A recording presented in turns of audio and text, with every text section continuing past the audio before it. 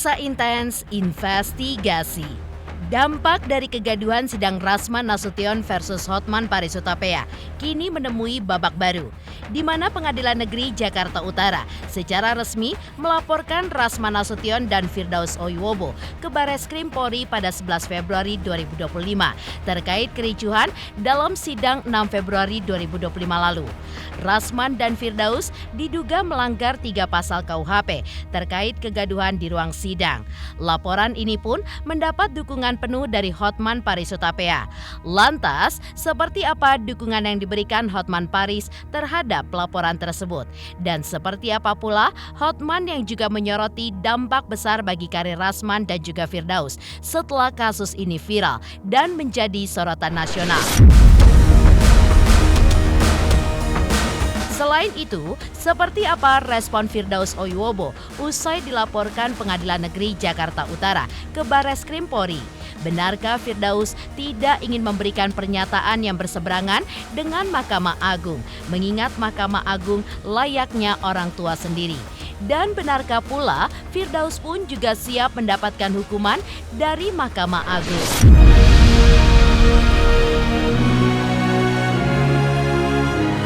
Dan bagaimana pula pendapat dari praktisi hukum Partahi Sihombing terhadap tindakan Firdaus Oiwobo yang naik ke atas meja di dalam ruang sidang?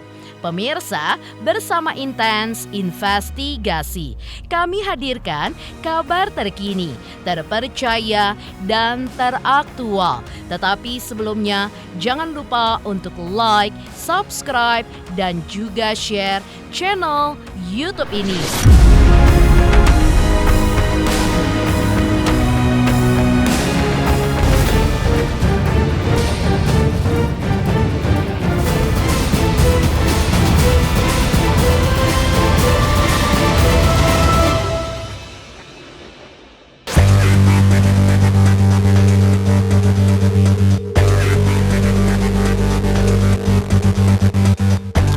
Seperti diketahui, Selasa 11 Februari 2025 kemarin, Pengadilan Negeri Jakarta Utara secara resmi telah melaporkan Rasman Arif Nasution dan juga beberapa rekan yang tergabung dalam tim kuasa hukumnya ke Barreskrim Polri terkait insiden kericuhan yang terjadi dalam persidangan 6 Februari lalu.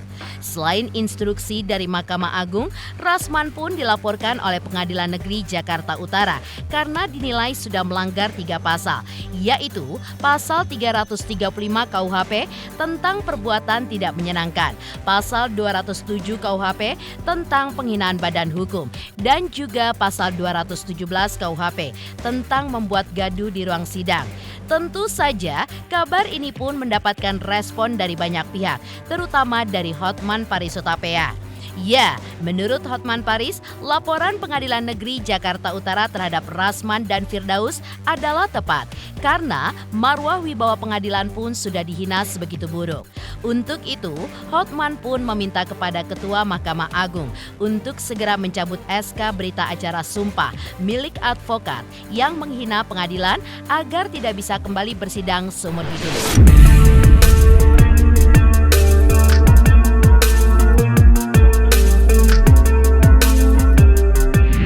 Laporan pengadilan terhadap Rasman itu sudah sangat tepat karena marwah wibawa pengadilan sudah dihina sebegitu buruk.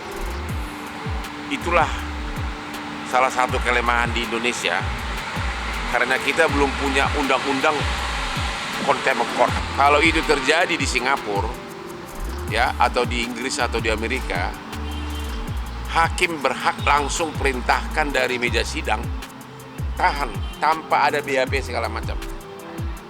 Itulah undang-undang itu langsung hak menit itu juga ditahan. Cuma di kita belum ada undang-undang contempt of court. Ya, saya sungguh tidak bisa menerima akal sehat. Sungguh sangat tidak bisa akal sehat seorang pengacara yang sedang diadili nasibnya di tangan hakim, tapi kok dia begitu teganya bilang, "Hai koruptor," katanya terhadap hakim. Terus ada lagi itu yang nggak jelas kelakuannya itu si Firdaus. Belum pernah dalam sejarah peradilan Indonesia, pengacara pakai jubah naik ke meja. Di mana otaknya itu si Firdaus tiba-tiba bilang, saya nggak sadar tiba-tiba kaki gua ke meja katanya. Jadi benar-benar tindakan dari pengadilan itu sangat tepat. Bahkan ada lagi sebenarnya, ada lagi yang harus dilakukan oleh pengadilan. Karena apa? Ada yang lebih efektif. Dari awal saya sudah usulkan kepada Ketua Mahkamah Agung agar yang tindakan hukum pertama perlu dilakukan adalah cabut dia punya SK BAS, berita acara sumpah. Anda tahu kan, seorang pengacara agar bisa sidang harus menunjukkan di setiap persidangan kartu pengacara yang dikeluarkan oleh organisasi pengacara, sama satu lagi SK BAS, berita acara sumpah oleh pengadilan tinggi. Yang terjadi sekarang kan dia dipecat dari KAI. Dia udah loncat langsung ke organisasi pengacara lain. Ya, karena memang kita itu paling menyedihkan organisasi advokasi banyak. Jadi masih perlu ada orang kayak gini, nggak boleh lagi bersidang. Mahkamah Agung harus segera memerintahkan Ketua Pengadilan Tinggi cabut SK berita acara sumpah. Kalau itu dicabut, tidak akan bisa lagi bersidang seumur. Selain itu, Hotman Paris juga menyoroti dampak besar yang akan dihadapi Rasman Nasution dan Firdaus Oyuwobo, bukan hanya dari segi hukum, tetapi juga dari sudut pandang bisnis dan keberlangsungan karir mereka sebagai seorang advokat. Menurut Hotman, setelah kasus ini menjadi viral dan menuai sorotan luas dari masyarakat, posisi Rasman dan Firdaus sebagai pengacara berada di ujung tanduk dan diambang kehancuran. Lebih lanjut, Hotman pun menegaskan bahwa seorang pengacara yang kehilangan kepercayaan publik akan menghadapi kesulitan besar dalam mempertahankan kliennya, terutama dalam perkara-perkara besar yang membutuhkan integritas dan juga profesionalisme tinggi. Publik pun pasti akan berpikir ulang untuk menggunakan jasa hukum dari sosok Rasman dan Firdaus sebagai seorang advokat. Secara bisnis, karir dia sudah hancur. Karena klien mana yang mau pakai pengacara seperti itu? Kalau kamu menangani perkara di pengadilan, pakai pengacara seperti itu yang dimusuhin oleh hakim, apa kau mau perkara kamu kalah? Dari segi de facto bisnis, saya yakin klien dia akan kabur semuanya. Ya segera dipanggil lah itu. Aku pengen lihat dia dipanggil, ya segera jadi tersangka dan segera jadi terdakwa agar dia gue pengen lihat botaknya itu duduk jadi terdakwa di kasus kedua, ya. Pada saat nanti dia duduk di terdakwa kedua, saya akan say hello dengan begini. Ini dong botak gitu loh. Kalau mau menambil hati wanita dengan gini, ya, dengan Lamborghini, bukan dengan janji-janji kosong gitu loh. Dia ini kegantengan gue ini, ya kan. Jadi dompet tebal, muka juga oke, gitu loh. Nggak sebanding gue sama dia.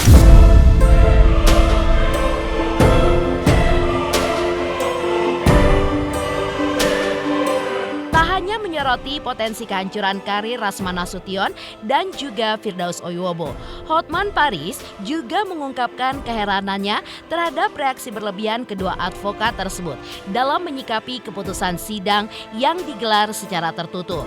Menurut Hotman, keputusan untuk menggelar sidang tertutup adalah sebuah hal yang sepenuhnya sah dan sesuai dengan ketentuan hukum. Oleh karena itu, ia pun merasa janggal ketika melihat emosi yang meledak-ledak dari Rasman dan juga Firdaus, dan seolah-olah mereka pun kehilangan kendali hanya karena sidang tidak digelar secara terbuka untuk umum. Lebih lanjut, Hotman pun juga menilai bahwa kemarahan mereka bukan sekedar soal teknis persidangan, melainkan ada agenda tersembunyi di baliknya.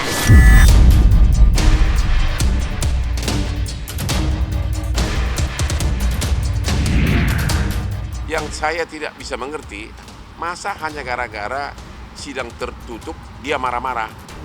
Karena dia tahu melawan Hotman Paris itu berat. Super berat. Karena apa? Tidak mungkin saya membuat laporan polisi kalau buktinya tidak ada. Dia menuduh saya sampai 11 kali postingan di Instagram dia, disebutkan saya penjahat. Gue dipidana aja, dia nggak pernah. kemudian kelainan. Siapa bilang gua kelainan? Orang semua cewek cantik bilang gua super normal. Ya. Itu nggak ada kaitannya dengan masalah yang saya dapat dengan mantan Aspri. Dia mau sidang terbuka, sudah panggil semua infotainment dan TikTok, dia katanya mau buka. Saya hanya satu kalimat mematahkan dia. Apapun chattingan saya dengan Aspri tersebut, kalau suka sama suka, itu bukan pelecehan.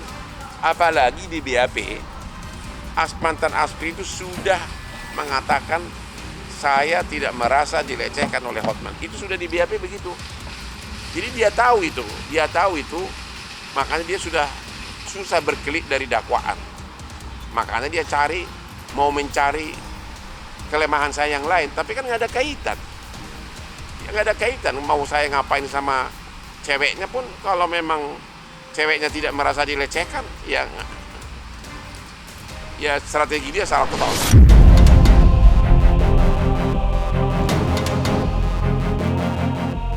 Tak hanya heran dengan kemarahan Rasman dalam persidangan, Hotman pun juga mengaku bingung dengan langkah hukum yang diambil oleh Rasman. Menurut Hotman, keputusan hakim untuk menggelar sidang secara tertutup bukanlah sesuatu yang luar biasa ataupun di luar prosedur hukum. Justru, hal tersebut merupakan praktek umum dalam persidangan yang menyangkut materi yang bersifat sensitif atau memiliki muatan asusila. Lebih lanjut, Hotman juga menilai bahwa langkah Rasman yang mempermasalahkan sidang tertutup seolah menunjukkan bahwa ia tidak memahami mekanisme dari hukum yang seharusnya sudah menjadi bagian dari profesinya sebagai seorang advokat. Menurut Hotman, justru itu adalah sebagian dari upayanya untuk mencari celah menyerang Hotman Paris dengan keinginannya membuka bukti chat Iklim Hakim dan Hotman Paris yang diduga ada unsur asusila.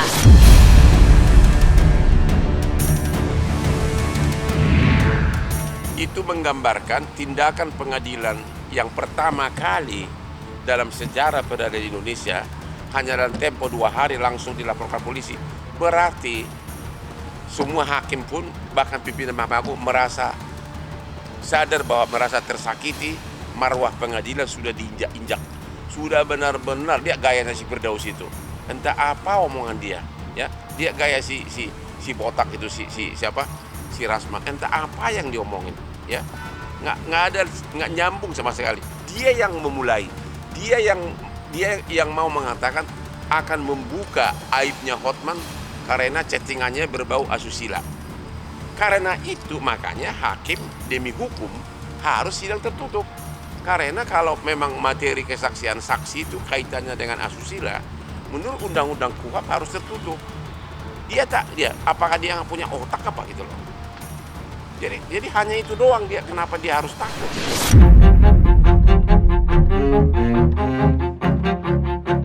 Lantas, seperti apa pula respon Firdaus Oyuwobo usai dilaporkan Pengadilan Negeri Jakarta Utara ke Barreskrim Polri? Benarkah Firdaus pun tidak ingin memberikan pernyataan yang berseberangan dengan Mahkamah Agung, mengingat Mahkamah Agung layaknya orang tua sendiri? Dan benarkah pula Firdaus pun siap mendapatkan hukuman dari Mahkamah Agung?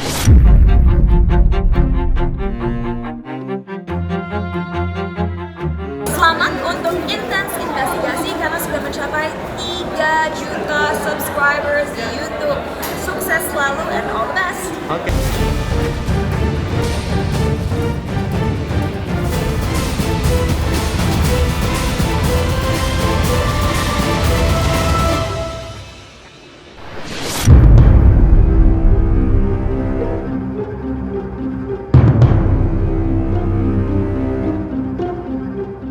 Di tengah Hotman Paris yang menyebut bahwa karir advokat Rasman Nasution dan Firdaus Oyuwobo yang kini berada di ujung tanduk, Firdaus pun meresponnya usai dirinya dilaporkan Pengadilan Negeri Jakarta Utara ke Barreskrim Polri.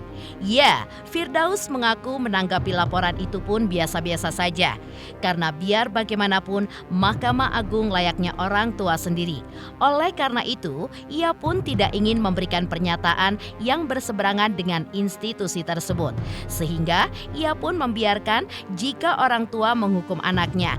Dan Firdaus pun juga mengaku akan tetap hormat kepada Mahkamah Agung dan ingin menyampaikan permohonan maaf jika pernah berbuat khilaf ataupun membuat institusi ini merasa dipermalukan. Tak hanya itu, Firdaus Oyowo juga menegaskan bahwa ia pun tidak ingin bersikap egois dalam menyikapi situasi yang terjadi.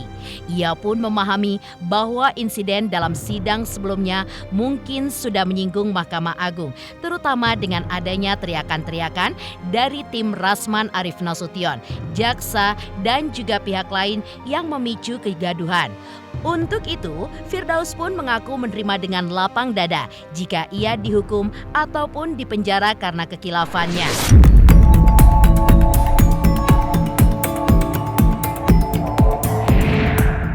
Kalau saya nanggap itu biasa-biasa saja, karena kan biar gimana Mahkamah Agung itu kan orang tua kita. Saya juga nggak egois, mungkin mereka juga tersinggung karena adanya teriak-teriakan dari timnya Bang Rasman, ya, ada juga teriak-teriakan dari jaksa dan lain-lainnya yang membuat gaduh. Sebenarnya kan karyawan pengadilan yang 2 orang itu awalnya. Jadi saya nggak ada masalah dilaporkan karena itu orang tua saya MA. Jadi banyak paman-paman saya juga di sana di MA, ya. Banyak paman saya juga ada beberapa yang hakim agung gitu. Jadi saya nggak berani statement apa kalau terkait dengan Mahkamah Agung. Nah di situ juga tempat keluarga saya bekerja. Artinya di sini itu orang tua, ya, saya anggap orang tua, biarkan aja orang tua menghukum anaknya. Saya tetap hormat pada Mahkamah Agung. Saya juga minta maaf pada Mahkamah Agung kalau saya pernah khilaf, ya, pernah mungkin memalukan Mahkamah Agung. Saya minta maaf sekali lagi kepada Ketua Mahkamah Agung, saya minta maaf. Jadi adapun saya dilaporkan, saya sudah pasrah. Kalau memang saya salah, ya saya anggap, ya karena saya anaknya, Mahkamah Agung adalah orang tua saya, ya saya menerima, saya dilaporkan. Jadi apapun kritikan dari Mahkamah Agung saya terima, sampai hukuman pun saya terima. Kenapa? Karena saya sangat menghormati sekali institusi tersebut, ya. Jadi saya nyari makannya juga di Mahkamah Agung, ya. Saya juga dilantik di Pengadilan Tinggi, itu bagian dari ornamen Mahkamah Agung. Jadi saya nggak berani melawan mereka. Jadi kalau saya hari ini dihukum, dipenjara karena kekhilafan saya akan terima.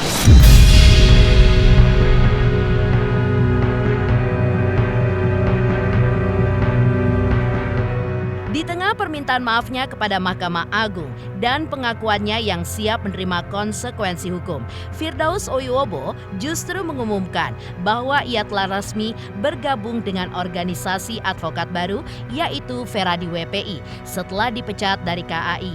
Dengan bergabungnya Firdaus ke Feradi WPI, ia pun memiliki legalitas untuk bersidang, mengingat dirinya telah mendapatkan kartu tanda advokat dari organisasi tersebut.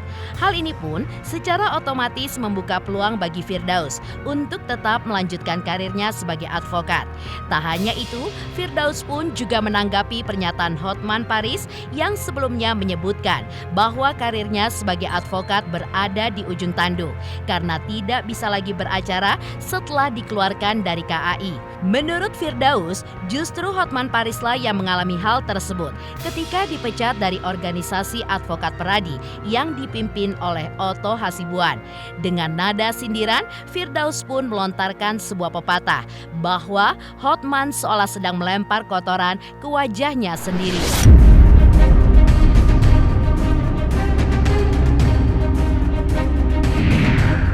Jadi alhamdulillah hari ini saya resmi, ya, menjadi anggota Feradi WPI. Ya. Jadi masalah hal-hal lainnya nanti dijelaskan oleh beliau. Tetapi di sini saya ingin jelaskan bahwa begitu saya diberhentikan oleh Kongres Advokat Indonesia, hari itu juga saya langsung dibuatkan kartu anggota oleh Feradi WPI dan tidak ada kekosongan. Ya, tidak ada kekosongan secara de jure bahwa saya bukan advokat. Tidak ada kekosongan karena jedahnya hanya 5 jam. Ya, jam 8 saya berhentikan, ya, jam 5 subuh saya sudah di SK-kan lagi oleh Ferdi. Dan ada 9 dan sampai sekarang ini ada 12 organisasi advokat yang menawari saya untuk bergabung. Tapi bukan saya tolak karena saya maunya satu saja, saya fokus satu. Jadi saya terima Feradi WPI saja. Feradi WPI, SK Kemenkumhamnya itu terbit April 2024. Feradi WPI. Jadi nanti ini beliau juga kami beri SK Kemenkumham. Jadi kami terdaftar resmi di Kemenkumham dan beliau juga ada surat keputusan pengangkatan advokat Feradi WPI yang dibutuhkan untuk ditembuskan ke Pengadilan Tinggi, Kemenkumham dan Mahkamah Agung nantinya. Dan hari ini juga ada surat keputusan dari organisasi untuk memberikan beliau mandat sebagai calon ketua DPD Feradi WPI Provinsi Banten untuk membentuk struktur. Karena untuk jadi ketua DPD itu harus KSB minimal, ketua, sekretaris bendahara. Nanti dalam waktu begitu dia sudah mulai senggang mungkin bisa membentuk struktur KSB dan pengurus untuk nanti DPP akan melakukan pelantikan dan akan menerbitkan SK masa bakti 5 tahun ke depan. Jadi ini sudah ada mandat untuk jadi ketua DPD Feradi WPI Banten. Dan ini KTA-nya sudah digunakan bersidang oleh banyak pengacara Feradi WPI semenjak April se-Indonesia sudah diakui. Saya sedang PN di Jakarta Pusat ketemu pakai sidang pagi ini juga. Saya sedang di PN Kudus, di Semarang, di Krapiak, di Pati, dan banyak pengacara yang bergabung di Feradi WPI. Kami sah terdaftar Kemenkumham RI, kami memiliki SK Kemenkumham RI. Ini kami serahkan KTA-nya. Seperti apa yang bicarakan oleh Hotman Paris, saya tidak bisa beracara di mana-mana, itu hoax. Ya, itu hoax. Kalau berbicara masalah pemberhentian, Hotman Paris pun pernah dipecat di Pradi, Pradi Oto Hasibuan. Jadi dia kalau berbicara masalah pemberhentian saya sekarang ini sama seperti melempar kotoran di muka dia sendiri. Ya, jadi kalau berbicara masalah pemberhentian saya berbicara diberhentikan karena naik ke meja karena tidak sengaja. Ya, saya naik ke meja tidak sengaja karena membela hak-hak klien saya. Meninggalkan sindiran pedas Firdaus Oyobo kepada Hotman Paris Hutapea, lantas seperti apa praktisi hukum Partahi Sihombing memberikan pendapat terkait tindakan Firdaus Oyobo yang naik ke atas meja di dalam ruang sidang?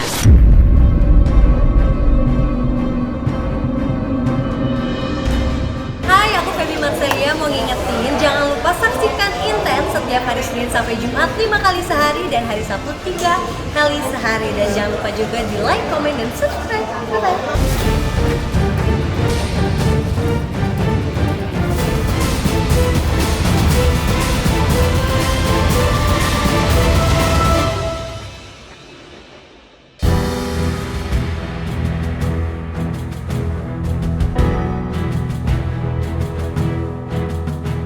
Ditemui usai menjadi narasumber di salah satu program televisi, Partahi Sihombing selaku praktisi hukum turut menanggapi aksi Firdaus Oyobo yang melompat ke atas meja sidang. Menurutnya, kejadian tersebut terjadi secara spontan dan bukan sesuatu yang direncanakan. Setelah berkali-kali meninjau video insiden itu, Partahi pun menilai bahwa tidak ditemukan indikasi kesengajaan dari pihak pengacara Rasman Arif Nasution itu. Firdaus disebut hanya bereaksi refleks karena melihat kliennya Rasman dalam situasi yang dianggap terancam. Ia pun langsung melompat ke meja untuk mencoba menyelamatkan Rasman, namun segera ditegur oleh jaksa dan langsung menyadari tindakannya sebelum akhirnya turun dari meja. Selain itu, Partahi Sihombing juga menyayangkan atas keputusan Kongres Advokat Indonesia yang langsung memecat Firdaus tanpa melalui proses pemeriksaan ataupun sidang kode etik terlebih dahulu. Menurutnya, setiap anggota organisasi advokat berhak mendapatkan perlindungan dan juga kesempatan untuk menjalani proses yang adil sebelum dijatuhi sanksi.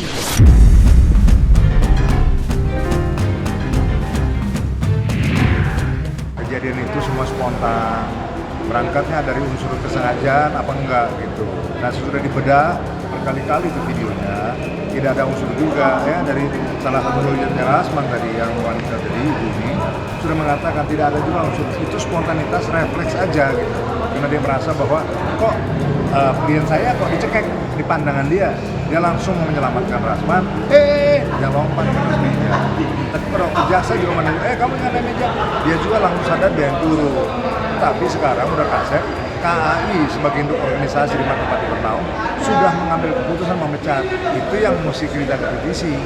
Karena setiap anggota katakanlah melakukan pelanggaran kode etik atau apapun itu berhak melalui proses pemeriksaan, nggak langsung dipecat.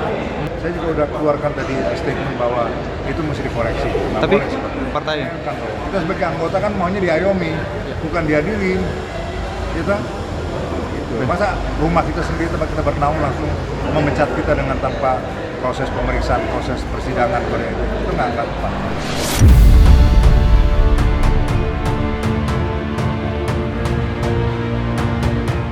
Demikian pemirsa, kabar terkini, terpercaya, dan teraktual yang kami hadirkan hari ini.